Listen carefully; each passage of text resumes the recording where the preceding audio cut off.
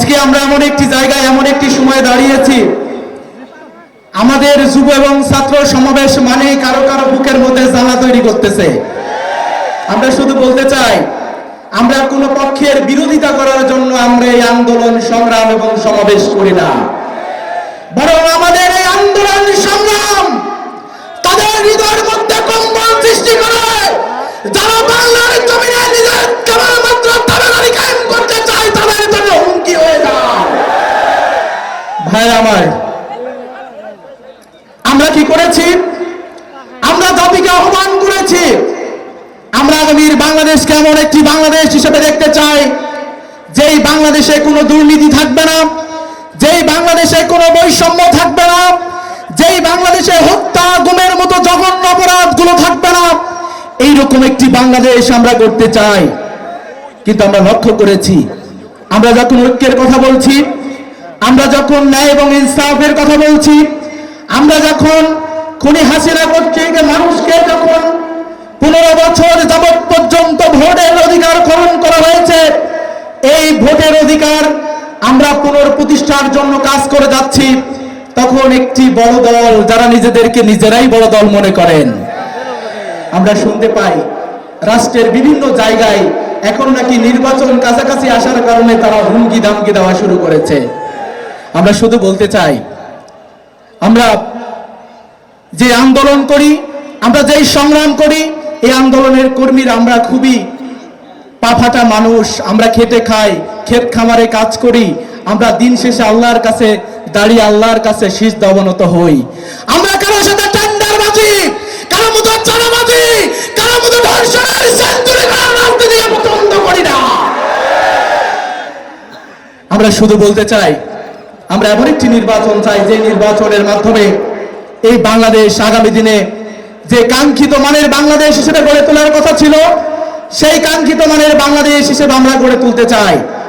সম্মানিত উপস্থিতি, আমরা লক্ষ্য করেছি যারা এতদিন পর্যন্ত ধর্মনিরপেক্ষতার কথা বলেছিল, যারা এদেশের মানুষকে সেই 2009 সাল থেকে শুরু করে একটার পর একটা নির্বাচনে এদেশের মানুষের ভোটাধিকার খনন করার মাধ্যমে যারা দেশের মানুষের ভোটাধিকার কেড়ে নিয়েছিল, মৌলিক অধিকার কেড়ে নিয়েছিল, মানুষকে হত্যা করেছিল, মানুষকে গুম করেছিল, এর মাধ্যমে যে তাসের রাজত্ব কায়েম করেছিল, এই তাসের রাজত্বের বিরুদ্ধে সেই দিন ছাত্র জনতা রাজপথে দাঁড়িয়ে শুধু বলেছিল আমরা একটি বৈষম্যহীন বাংলাদেশ চাই, যে বৈষম্যহীন বাংলাদেশে সেই রংপুরের প্রত্যন্ত অঞ্চল থেকে গড়ে ওঠা, সেই কুড়িগ্রামের প্রত্যন্ত অঞ্চল থেকে গড়ে ওঠা, সেই সুন্দরবনের প্রত্যন্ত জঙ্গল থেকে বেড়ে ওঠা সেই শিশুটি তার সঠিক অধিকার পাবে, যে সন্তানটি একজন চাষার, যেই সন্তানটি একজন কৃষকের, যেই সন্তানটি একজন রিকশাওয়ালার,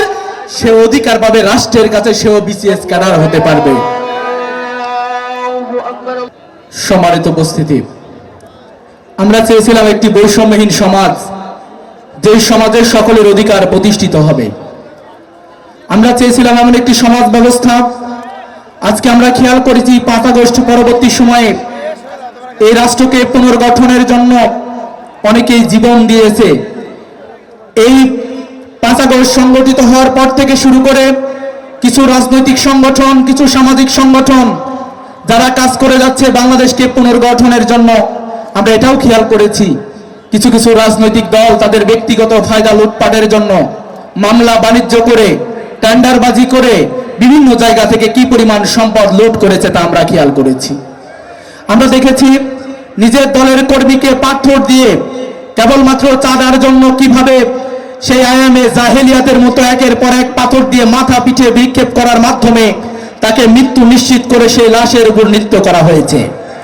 আমরা লক্ষ্য করেছি সেই 2006 সালের 28 অক্টোবর সেদিন জামাত ইসলামী ছাত্র শিবিরের উপর যেভাবে বারবার হত্যাকাণ্ড চালিয়ে খুনি হাসিনা ক্ষমতা এসেছিল, ঠিক এমনি ভাবে পাড়া মহল্লা থেকে শুরু করে বিভিন্ন শহর থেকে শুরু করে বিভিন্ন ক্যাম্পাসে আবার নতুন করে একটি দল মহড়া তৈরি করা শুরু করেছে। তারা বিভিন্ন দিকে আওয়াজ দিচ্ছে আমাদের এই নাকি খেটে খাওয়া সাধারণ মানুষ যারা আল্লাহ দ্বীনের কথা বলে, যারা ইসলামের কথা বলে, এই ইসলামে যারা কথা বলে এই দুর্বল মানুষগুলোর উপর আবার নতুন করে নির্যাতন নিষ্পেষণ ডেকে আনবে। আমরা শুধু বলতে চাই আমাদের এই পথ নতুন কোনো পথ নয়, বরং আমরা বলতে চাই এই পথ আল্লাহ রাসূল সাল্লাল্লাহু আলাইহি সাল্লামকে সেদিন আবু তালিবে আক্রান্ত করে তাকে সেখানে অবরুদ্ধ করে একের পর এক নির্যাতন করা হয়েছিল।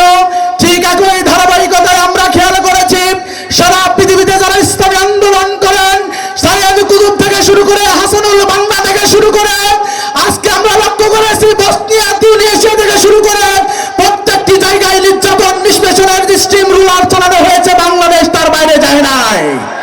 এই বাংলাদেশে আল্লামা দেলোয়ার হোসেন সাঈদী থেকে শুরু করে শহীদ আমির জামাত মাওলানা মতিউর রহমান নিজামী থেকে শুরু করে ইসলামী ছাত্র শিবিরের 234 জন ভাইকে শহীদ করার মাধ্যমে এদেশে ইসলামী আন্দোলনের কণ্ঠধ্বনি রোধ করতে চেয়েছিল, তারাই মাটির সাথে মিশে গিয়েছে। সম্মানিত উপস্থিতি, আমরা শুধু এতটুকু বলতে চাই, আমরা চেয়েছি এমন একটি সমাজ যেখানে বৈষম্য থাকবে না। আমরা শুধু আহ্বান জানাতে চাই, আমরা কেবলমাত্র বিরোধিতা করার জন্য বক্তব্য এবং স্লোগান দেই না, বরং আমরা সমাজকে আমরা নতুন করে গড়তে চাই। আজকে যারা সমাজকে গড়ার কথা বলেন, যারা জাতীয়তাবাদী চেতনার কথা বলেন, সেই চেতনার মধ্যেই সুস্পষ্টভাবে রয়েছে যে তারা দেশের জন্য কাজ করবে এবং সেই চেতনার বড় কথা হলো তারা শান্তি এবং ঐক্যের মাধ্যমে কাজ করবে।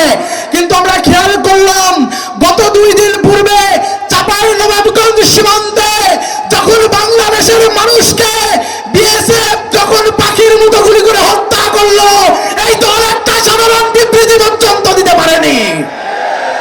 আপনারা আমাদেরকে জাতীয়তাবাদ শিখান। আমরা বলতে চাই জাতীয়তাবাদের অর্থ যদি মানুষের জন্য শান্তির কথা হয়, এই কথা ইসলামও বলে। জাতীয়তাবাদের কথা যদি ঐক্য হয়, পৃথিবীতে সবচেয়ে বড় ঐক্যের নাম হচ্ছে ইসলাম। জাতীয়তাবাদের কথা যদি হয় আগে নিজের রাষ্ট্র, তাহলে বলবে ইসলামের চেয়ে আর কোনো বেটার অপশন থাকতে পারে না।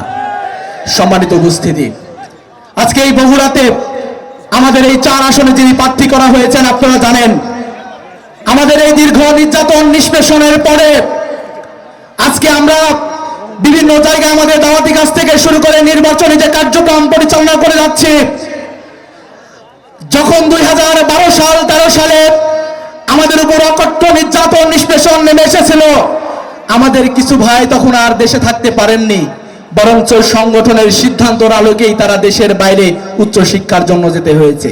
কারণ কারো 50টি মামলা, কারো 100টি মামলা, কারো তার চেয়ে বেশি মামলা, যার কারণে তারা আর দেশে থাকতে পারেননি। ঠিক এই যে আমাদের আজকের এই আসনে যিনি প্রার্থী ছিলেন, তিনি তাদের মধ্যে অন্যতম। বিশ্বের যতগুলো ছাত্র সংগঠন রয়েছে, এই সকল ছাত্র সংগঠনগুলোকে এক জায়গায় করলে যে ছাত্র সংগঠন হয়, সেই ছাত্র সংগঠনের নেতৃত্ব দেওয়া মোস্তফা ফয়সাল পারভেজ, আমরা বিশ্বাস করি সারা বাংলাদেশের মানুষের পক্ষ থেকে এই বগুড়াবাসীর জন্য যে উপহার এসেছে, সারা বাংলাদেশের মানুষ তাকিয়ে আছে। আগামী দিনে এই উপহারকে আমরা জাতীয় সংসদে দেখতে চাই ইনশাআল্লাহ। আমরা চাই আগামী দিনের ভোট, এই ভোট আমরা তাদেরকে দিব যাদের পেশা রয়েছে, যার পেশা নাই তার বড় পেশা হচ্ছে চাঁদাবাজি করা, যার কোনো পেশা নাই তার পেশা হচ্ছে টেন্ডারবাজি করা, যার কোনো পেশা নাই তার পেশা হলো শহর দখল করা, যার কোনো পেশা নাই তার পেশা হলো মানুষের জমি দখল করা। সুতরাং যার কোনো পেশা নাই তার কোনো ভোট নাই। সম্মানিত উপস্থিতি, এই বগুড়া একটি পিছিয়ে পড়া জনপদে আজকে পরিণত করা হয়েছে। কেন করা হয়েছে তা আপনারা ভালোভাবেই জানেন। আমরা প্রত্যেক বছর যখন বর্ষাকাল আসে, এই পাশের উপজেলা সারিয়াকান্দি উপজেলায় আমরা দেখি নদী ভাঙ্গনের কারণে হাজার হাজার মানুষ সেখানে আর বসবাস করতে পারে না। আজকে বগুড়াতে আজকে যে শহর এবং নগর গড়ে উঠেছে, বহু বছর পূর্বে এই বগুড়া সিটি কর্পোরেশন হওয়ার কথা ছিল, কিন্তু বগুড়া সিটি কর্পোরেশন হয়নি, কারণ এখানে ইসলামী শক্তির উত্থানের ভয় এই রাষ্ট্রের ছিল। আজকে এই বগুড়াতে আমাদের ইসলামী আন্দোলনের একজন যিনি পুরোধা ছিলেন শহীদ আব্দুল মালেক ভাইয়ের জমিন, এই জমিন থেকে আমার যুবক ভাইরা, আমার তরুণ ভাইরা সিদ্ধান্ত নিতে হবে, আমরা আবার বখতিয়ারের ঘোড়ার মতো থেকে উঠবো, আমরা আবার মোহাম্মদ বিন কাসিমের মতো থেকে উঠবো, আমরা আবার লক্ষণ সেনকে যেভাবে পরাজিত করেছিলাম, যেমন হাজিরাকে পরাজিত করেছিলাম, আবার নতুন পরাজয়ের মাধ্যমে নতুন বিপ্লব সংগঠিত হবে। এই বিপ্লব সম্ভব ইনশাআল্লাহ, আমরা পারবো ইনশাআল্লাহ, ইনশাআল্লাহ। সম্মানিত ভাইরা, পরিশেষে শুধু একটি কথাই বলতে চাই, আজকে বাংলাদেশে যে 4টি বড় বিশ্ববিদ্যালয়ে ছাত্র সংসদ নির্বাচন হয়েছে, এই নির্বাচনে আপনারা লক্ষ্য করেছেন শিক্ষার্থী ভাই বোনেরা বাছাই করে নিয়েছেন এই দেশেরই সবচেয়ে আদর্শবান একটি সংগঠন বাংলাদেশ ইসলামী ছাত্র শিবিরকে। কারণ জুলাই গণ অভ্যুত্থানে যারা নেতৃত্ব দিয়েছিলেন, এই নেতৃত্বর ফ্রন্টলাইনে যারা নেতৃত্ব দিয়েছিলেন ইসলামী ছাত্র শিবির ছিলেন তাদের মধ্যে অন্যতম।